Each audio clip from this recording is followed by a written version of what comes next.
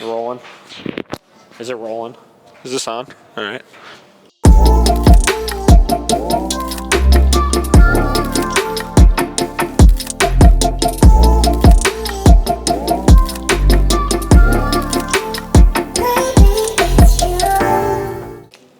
Feeding Fiona, day 3.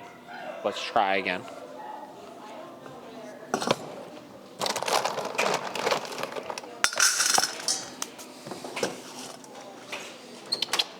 Fiona.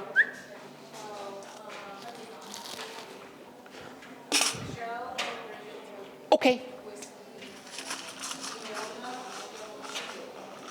Much better.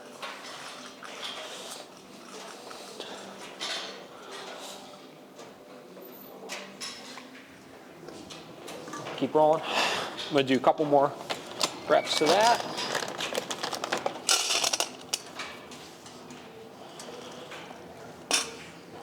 Again, no weight, nothing like that. Okay.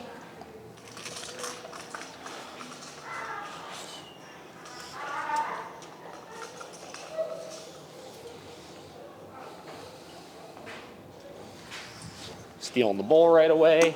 No resource guarding. I'll pass this next one a little bit. Okay. No guarding. Now again, I don't typically recommend doing a lot of that, but for the sake of testing it, seeing what her behavior is going to be like, there was no sort of resource guarding there or anything. So that is why we implement this method. And obviously, she's going to continue to progress with that. You notice how, again, the video we posted from the vlog yesterday, very apprehensive to come to the food bowl, obviously, still, but was having better impulse control. We see that start to progress, where she starts understanding the expectation a little better, and then the confidence then starts to come with it, in addition to, obviously, her performing it successfully in the way that we want her to do. And it's one of those where sometimes I just forget. Oh, look at that's like so nice. I bet you they designed that. So a lot of times why I like coming to the home is sometimes I'm going to see things that I wouldn't see at the facility or things like that. Sure. And one of the biggest things standing out to me right off the rip is she was going bananas as we were coming up. So is that normal both when somebody's coming in versus if somebody's just walking by the house? No, she has started to get very reactive to people, you know, Going walking by. Yep. Like, No, where'd you park? Across the street, yeah. Across the street, yeah. So like, she definitely has gotten pretty reactive to people. Like, and even like we take her for runs, usually once or twice a week. Like the last month or so, she has been more reactive towards people. Okay. I don't know if it's a lack of. We take her to like Heights Canine. Yep. Like once For daycare, yeah. Yeah, the daycare, like once a week. But you know, so she gets a little socialization. Sure. But like in here, she's like, there's nothing else. She's I don't know, bored or what the heck is up. It could be boredom. The other side of things is like I couldn't hear obviously what you guys were doing in here, but it didn't sound like there was much going into trying to discourage it, right? Oh yeah. So like she barks. I'm upstairs in the office working. I hear the barking, and I'm like, okay, David's here. So I'm like, okay, go to cage, and I just tell her to go into the cage, and she's compliant. She kind of is just like looking over her shoulder, barking. You know. So here's the issue with. You know, obviously that's a management technique which you use is like, hey, she's freaking out. We need to put her away, obviously, until she settles down. She's obviously settled down on her own, right? Yeah. The problem with using a command in that context, when she's free in the house, she's freaking out the window at something, right? And we give this command, and even if she's 100% compliant on doing it, right? Where you gave that crate command, she went into the crate on her own, it does nothing to tell her that we don't want her to actually be freaking out. Right? So we need to start looking at things from the standpoint of just communicating more clearly what we don't want her to do, and then giving the direction with what we do want her to do once we've stopped that problem, right? An issue we've been having, you know, the last month or so is just like we have lots of deer in this neighborhood, and she like goes bananas if she sees them. Just From in the house? Yes. Okay. Yeah, so she's sitting there, like, just like how she was with Yeah. you, like, Yep. someone comes to the door, it's like game on, you know, like she's gonna go berserk. Sure. But the same thing happens, like. And do they come like right in the front yard and stuff, I'm assuming? Yeah, Oh, yeah. Oh, The deer are fearless around here. oh no, yeah. Yeah. Like they're munching, and of course, like they're munching on the stuff right in front of her window. Yeah, in her room. So she's like, Sure, you know? understood, yeah. So how we tried to do it before is we would leave her collar on at Yeah. night, and we would just like high command, and Jason would say no, because she was barking in the middle of the night, Yeah. flipping. So she would usually just like go, but then still continue to do it. Yeah. So Well, we had it on a high. she's now calming down where one correction she's done. Yeah, And Okay. sometimes knows enough for her to stop. sure. So she's calming down, she knows she shouldn't be doing it, she's Yep. doing it a bit So, better than it but was. yeah, no, she definitely, like, I mean, you know, I don't know how to get her to stop barking. Yeah. We So- tried the high command and. Couple things, right? So, one, realistic expectations as far as how much of it you're gonna reduce, right? If you were to come and knock on my front door, Vinny would probably run and bark once or twice. You know what I mean? Now, Yeah, but it's reasonable, you know? well, it's not even that it's reasonable of like, oh, I'll give you one or two. I look at it from the standpoint of dogs are going to have this innate like startle response to something, right? Like let's say she's chilling here, she's sleeping, and all of a sudden there's a noise outside and it's like, woof, right? Like it's Yeah, like she's startled and lets out this bark because she's startled, right? Yeah. That in some cases, I think is kind of subconscious, right? They don't Right. even necessarily realize that they're doing it. Everyone, You know what I people mean? do that, you know? I use the example all the time. My wife, if she doesn't realize you're there, you could walk into the room and say hi, and she'll, wow! Yeah. She'll scream. you know? Yeah, just like anything, you know? Yes, right? So it's not the startle response that's the problem. Now, let's say she gets startled, she's like, wow! And then turns around, wham! And punches you over it. Right. It turns from a startle response to a conscious response after that, right? Okay, so like the additional, like when she Yeah, was up. what they like, do when they're startled, right? So Yeah. they get startled, right? Whoa, I'm startled. And then they choose to do something because they're startled. It's the second bit that's it. Yes, right? That's the problem. So again, let's say somebody knocked on the front door and she went, woof, woof, right? I'll kind of give her that, right? As long as it immediately shuts off after the fact. Now, if it goes woof, woof, and then I'm barking, we're barking right now. That's where, no, boom, correction. Oh, okay. Right? All right, I got you. So that's one side of things, right? Now, as far as the things going on outside of the window, past, let's say nobody's coming over. Let's say Yeah. somebody's just walking down the So street. Martin can go bananas. Yes. There's a deer, right? Yeah. You know, whatever. You know, like even like when as soon as we got out of the car, she was barking. Like it's like she heard the door close and then she's like woof woof woof woof woof, Yeah, right?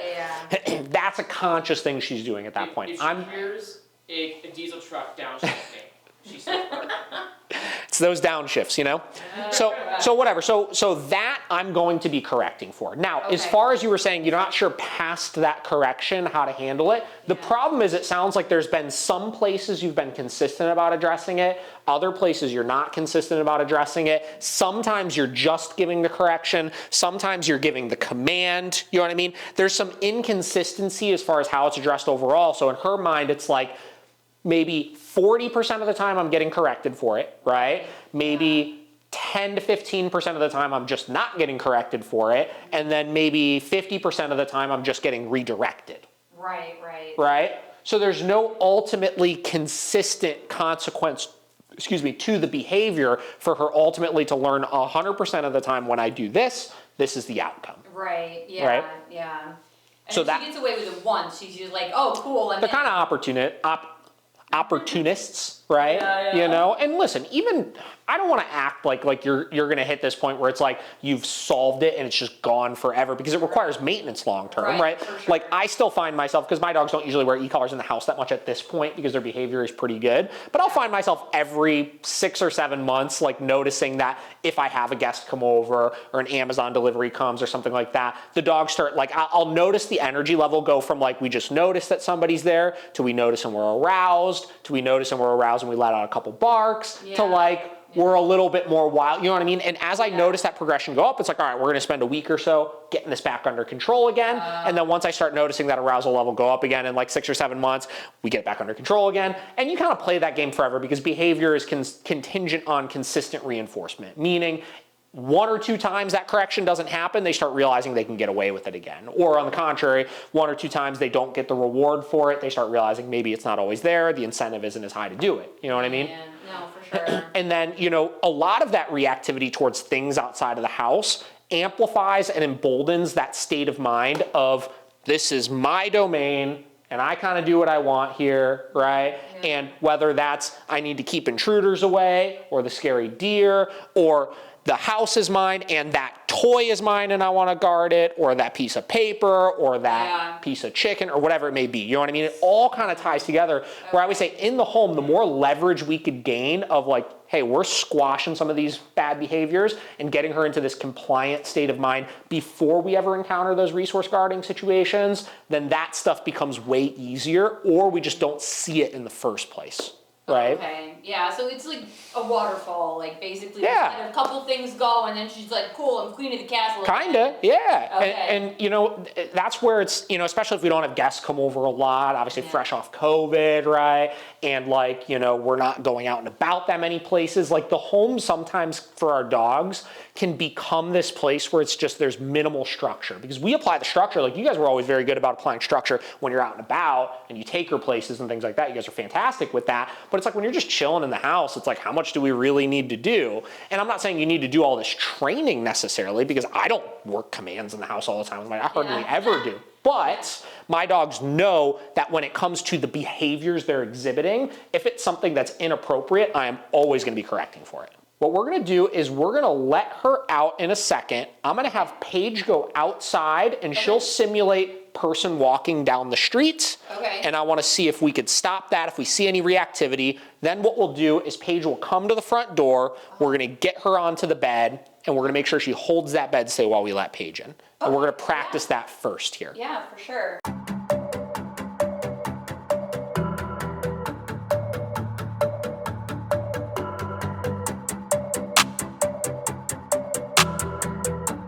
All right, so she's about to ring the doorbell in a minute.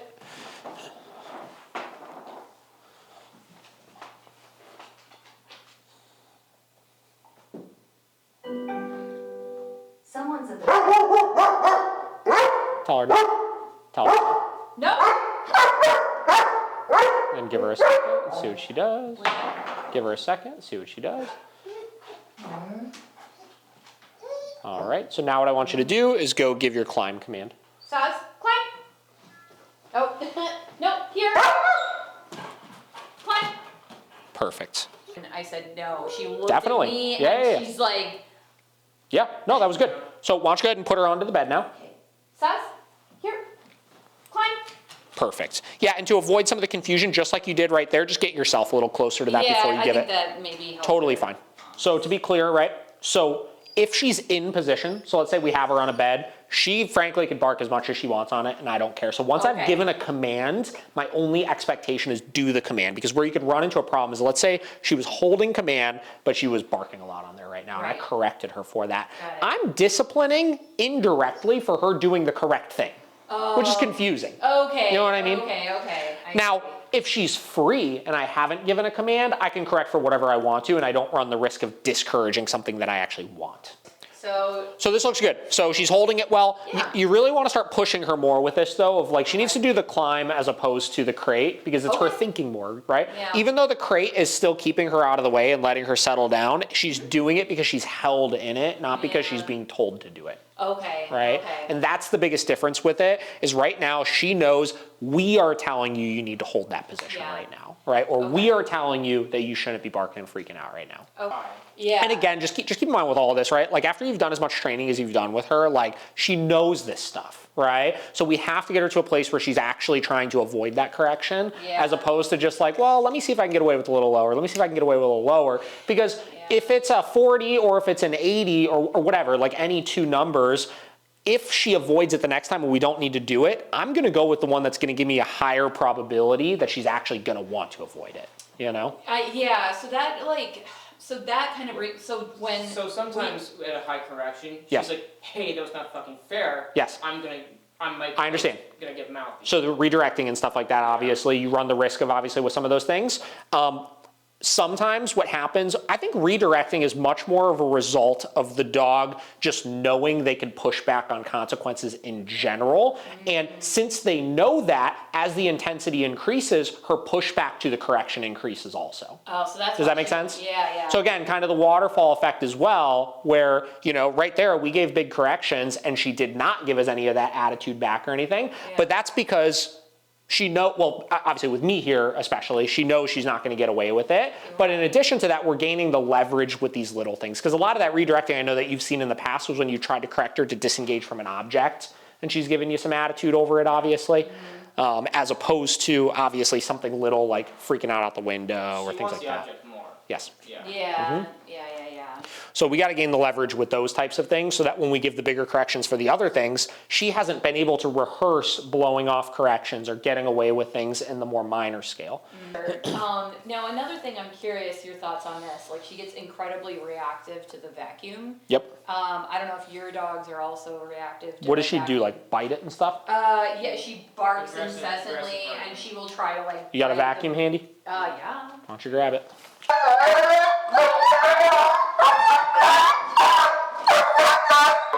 And again, all this impulsiveness, right? That's all this is, and it all correlates together, right?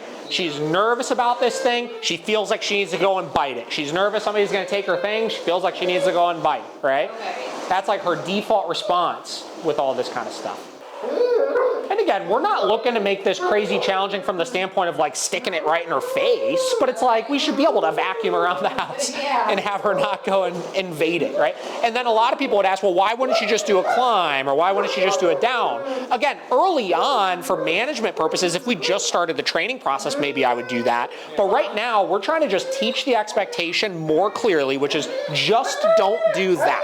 I don't care what you do as long as you don't do that. Because if she figures out that she could go and self-soothe and grab a toy or something like that, hell yeah, go for it, you know? Okay. This is the hard thing about stuff like this is like, what's the alternative is just we ignore the behavior, right? And then she gets away with rehearsing this forever. You know what I mean? It's like, I get it. Like this is clearly very freaking hard for her, which is crazy. It's literally not even turned on and it's moving around and she's that concerned by it, right? Well, yeah, so it, like now, and it's frankly, this is our fault because whenever she had any kind of reactions to this kind of stuff, we would just put her in her crate and then she would just bark in the crate. Builds and builds and builds, and you it know? builds, and now she's just like, well, I've been able to bark and like go bananas at this thing in the past. I mean, now granted, That's it. if she ever attacks it, we tell her no. Sure. But we've gotten to the point where I'm just like, you know, I Yeah. just need to vacuum and get. I get it. I totally understand. Like, Yeah. So this is, I mean, It's frankly, just it's yeah. just laziness on my part of not. It's wanting not even to- late. I totally understand, right? Like it's just, you know, part of it is obviously we need to just vacuum. A part of it is like, you know, trusting the process of like, are we actually, you know, we needed to correct quite a few times for this already. Is like, is she gonna stop? You know? Yeah. And So- certainly, you're holding that remote and she knows not to mess with you. Sure. But if it's us, she might fight more. So I think at least we need to have. Well, she doesn't know that I don't have it. That's true. That's why I'm having you give the marks. The good thing about this session is that we're seeing a lot of things that need work done, right? Not a lot. I mean, it's not like it's a ton of things, but we're seeing very serious things that need work done, right? And those are gonna directly relate to the problems you're having. Like, we're not even gonna work with the food stuff today because this is enough things that if you guys work on this over the next week, we're gonna get some headway with it. You know what I mean? So what we're gonna do, so as we get her to start ignoring the vacuum, then we could start the conditioning process of then shifting the association with it. So we've stopped the problematic behavior. Now we could work to reinforce the correct thing. So go ahead and keep kind of doing this a little bit. Okay. And then as she's doing well with it, good. Saaz, get the treat. Free. It's right here. Hey, Saaz. Good. She's like, oh, you're the man with the treats. Good. Now she doesn't care. Well, keep in mind, right, we waited to give the rewards until we had her no longer doing it, right? That really is the key with it because we're not using the rewards to distract her or bribe her. Good. We're giving them for correct behavior at this point. Right. So this is kind of the next step with it, obviously. Ah, okay. Good.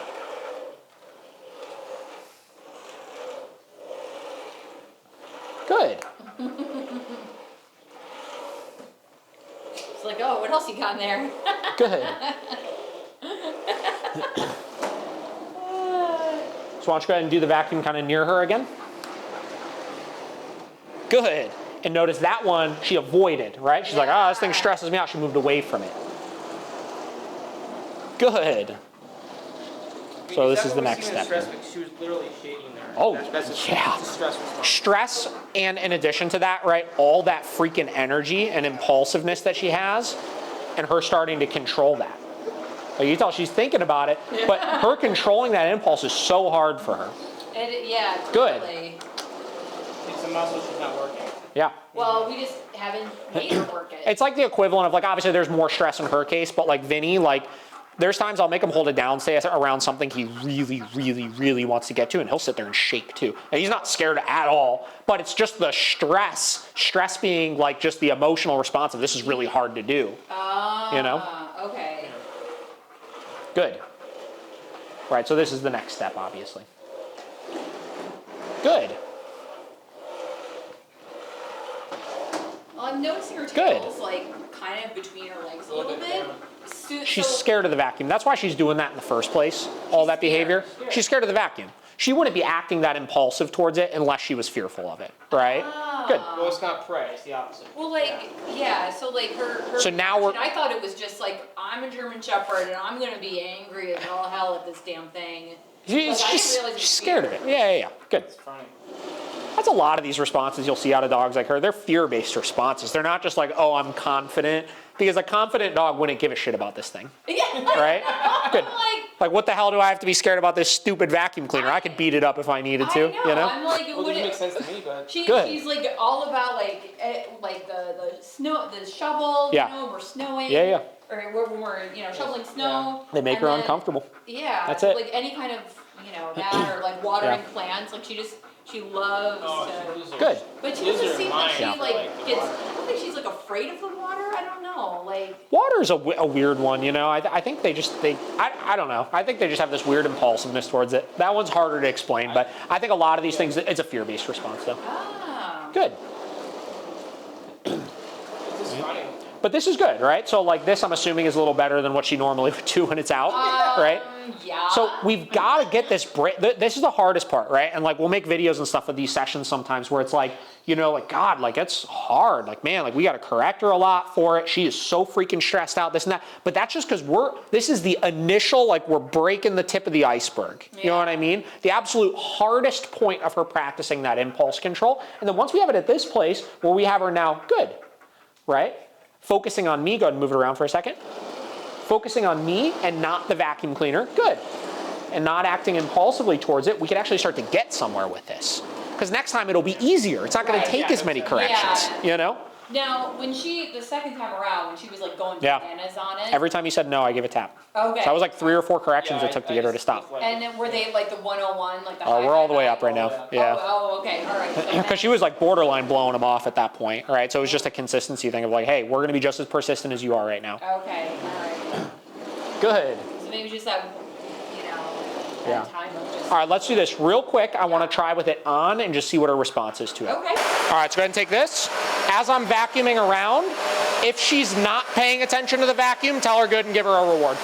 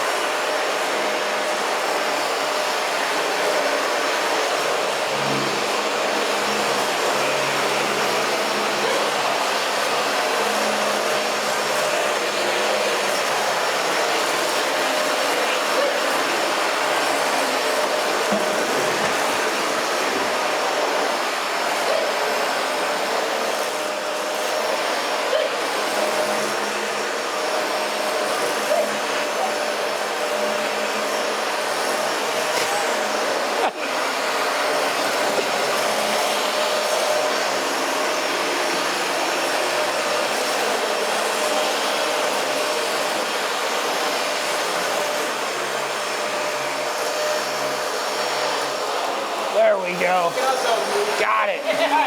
You're like me. Why move it? Yeah, the vacuum will move it. All right, one more here.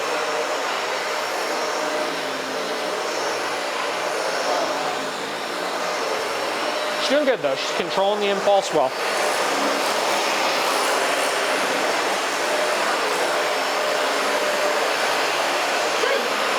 Excellent.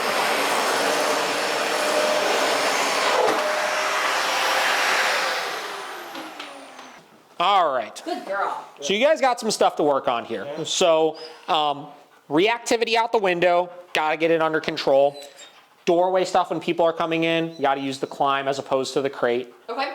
And then that vacuum, that one we have to get on because that was the most intense response I've seen out of her, right? Yeah, okay. So we've got to get that one under control. Okay. I would try to set up a thing with the vacuum once a day for the next week. Okay, Every day. Get that vacuum out, roll that thing around. That's fine. We Just- always got to do something around here. Yeah. But that's going to be huge, right? Okay. And if you want to try it with a rake and other things like that, go for it. You know, you may Okay. find those ones are a little easier to address. A lot of times a vacuum is the hard one. You know. Oh, okay. All right. But yeah, you got to for get that the- under control. For the out the door window stuff, should the corrections remain like the highest level? Whatever works, you know. But with the mentality in mind that make sure it's pretty high. Okay. You know. Okay. But like if an 80 is fine, like I'm okay with that. You know. Okay. I feel But, like we've yeah. over 100. She's kind of been going, hey, that wasn't fair. Yeah, and Yeah, forget so that. it's really That response, like I said, is less of a response to the level and more of a big picture response of her just pushing back in general on these corrections. Yeah. Okay. So by tackling all these individual pieces, that even these are still on the low end in comparison to some of the guarding that she's shown in the past. Yeah. I think you're really going to start to see yourself get some leverage just in the house with her in general. Yeah. So. No, for sure. I think that you know, she hasn't. Now, granted, we have removed all the items that she Sure. would resource Which is good. guard. She So doesn't need everything in that little basket, like she won't resource guard. Yeah. She So doesn't need ropes and tennis balls. She doesn't need that stuff right now. You Yeah. know, again, all these other things are going to equate to like if she gets something like that, it's going to be less of a big deal. okay. You know. Okay. So here's what I want to do. I want you guys to work some doorway stuff with her a couple times this week. You could set it up. Maybe one of you guys goes outside. Somebody goes and rings the bell. Yeah. Other corrects and puts her on the bed if you need to. Gotcha. I'd like to see you get the barking out the window under control, and then I want to see that vacuum looking really good. And then give me a text in like a week. Let me know how she's doing with it. And then from there, we'll determine, like, if you feel like things are going really good, maybe we'll do another session, like, sometime next month. Okay. If you feel like, okay, cool, we're getting somewhere here, but we still would like some brush up on this or something, we could do it in a week or something. Okay. All We'll right. determine for that. You know, I'm going to anticipate, she's definitely going to need one more at some point. But I don't necessarily, I mean, like I said, this is a lot of stuff for you guys to work on right now. We definitely just want to make sure we're just ending with success, right? Yeah. So we are ending with her not doing it. And, you know, not even really thinking about doing it either. Okay. So, and you'll find, I'm telling you, I would say do that again tomorrow, obviously. Yeah. You're going to find tomorrow's probably going to be way, way, way easier.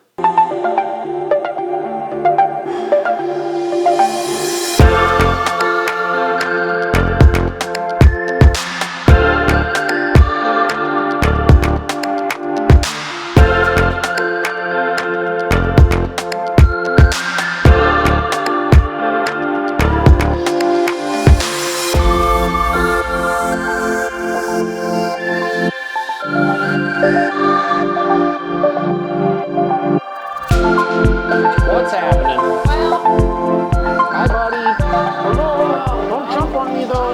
You can't do that. Okay. Well, we were in North Carolina. Yeah? Thanksgiving. How was it? Good? We had a great time. Another shepherd. Look at But we that. did There's a- shepherds on shepherds. Shepherds on shepherds, but we. Why don't you put them in a sit? Okay. Otto, sit. And then why don't you grab that remote right there? And then, there you go. See, but as soon as I'm saying no, then it does it. Well, you're still supposed to tap it, right? Because your no marker, remember, is not the correction. It attaches the correction to the behavior. So even though he fixed himself, if we were to tap, he's still going to know it was for breaking that sit position or not getting into that sit He position. does it. He's been doing that to me lately. Doing what to you? But that as soon as I say no, He's supposed to. That's what we want. I mean, he knows it predicts correction. So he's like, oh shit, I made the wrong choice, That's why. right? Okay. Okay. It's no different than like if me as a kid, my mom was like, every time I did something wrong, she said, "You're gonna get in trouble," and then I stopped, You do it. and then I don't actually get in trouble. You know, that's the equivalent of that. You'll fall into this trap of he's like, "Okay, cool, so I just do it until you tell me you're gonna get in trouble," right? Which is not the goal, obviously. The goal is that we don't have to say no in the first place. He went for this M&M wrapper on that same walk. Okay. And I said, drop it, which he drops his toys. Okay, here's half your problem, right? So you're telling him drop it instead of correcting him for it, right? Here, let me explain the difference, right? So drop it we use for things the dog is sometimes allowed to have. Right, which right? is toys. Toys, things like that. Something he's never allowed to have, I want to just correct for it and make sure he realizes you don't pick things up that aren't yours. Right? And that starts to shift the mindset, again, just like the example of like the no and him like fixing himself, where there's actually consequences for getting things you're not supposed to. So he becomes more mindful of us around those things. Tell him no. Oh, no. Tap your button. All right. Second problem here. What level are you at right now? Oh, I accidentally dialed it down. 38 then. Crank that thing up quite a bit higher than what you're at. Because right there, do you think he cared at all about that correction? Not a single bit, right? So what I find people fall into the trap of also, especially as they get further through the training program, is that the dog will start doing better, and then we start keeping our level kind of lower for things. And what happens is we don't take advantage of these little things like this. So he's kind of just like, well, the consequences aren't really that bad when I don't listen, when there's not a ton going on. And then we try to increase them big time when we're around the big distractions. Right. And then he doesn't believe us, right? Because it's like he never gets them anywhere else for things, Okay, that right? makes sense. Yes. So I want to hold the level of accountability to be the same, whether it's around low distractions, moderate distractions, or a lot of distractions, right? And then we find the harder ones are like 10 times easier then, because we've gotten it under control in those minor situations. Yeah, and what you could do is, if you're noticing that's like something that's problematic from the standpoint of it's happening frequently, whether it's in the backyard or on your walks or whatever it may be, you're gonna go into those situations the next couple times with your e-collar set really high, ready to address it, Okay. right? Like in his case, maybe it's all the way up, right? So he picks it Yeah, up. just like no more No. picking things up. Yeah, you can't do it, right? No, and then tap. Mm-hmm. And, okay.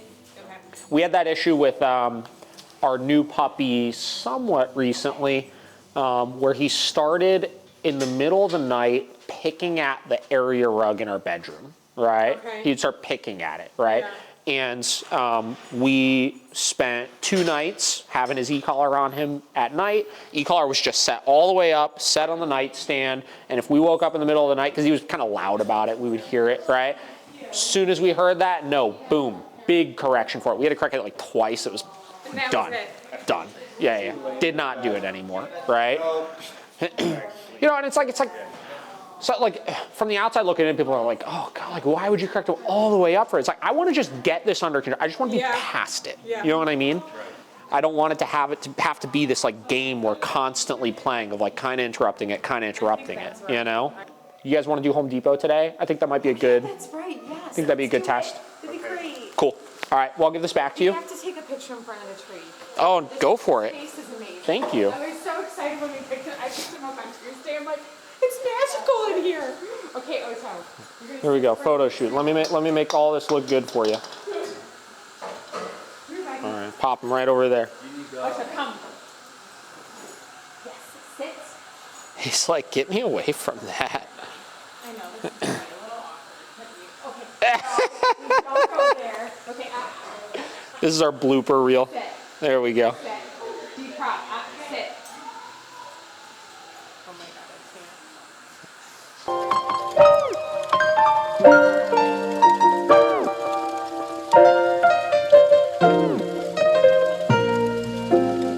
can't. We're gonna start with some walking here. No. Okay. So again, dropping his nose a lot to try to pick things up. We're just correcting consistently if we see any of it, no big deal. And notice, right, so we gave a lot of corrections right at the beginning, and now he's doing phenomenal, right? He's nice, relaxed, kind of state of mind and everything. And we set the tone right off the rip as soon as we got it.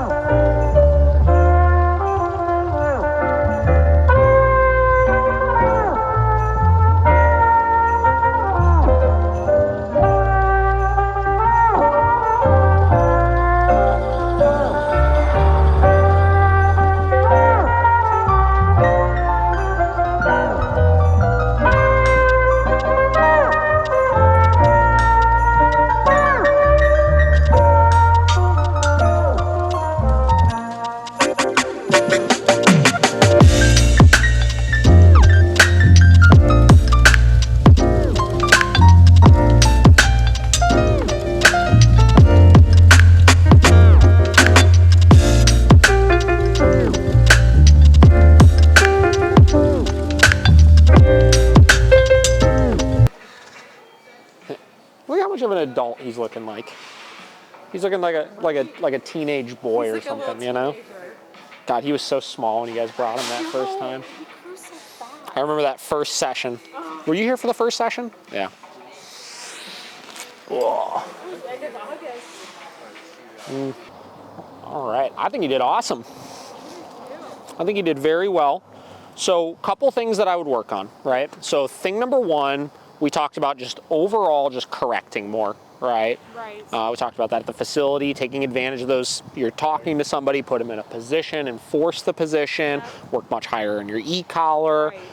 Past that, work them in more stimulating environments. Take them either Home Depot or a pet store or somewhere where you're going to be able to work around distractions, keep the nose off the ground. We were all the way up in there today. I mean, he's not a sensitive cookie, so, you know, obviously have it as high as you need to have it, right? Once he's doing well, right, add some of the rewards in, you know, like I was doing. When he's holding those downs, holding those sits around a lot of people and a lot of stimulation, reinforce that attention on us. That's great as well, obviously.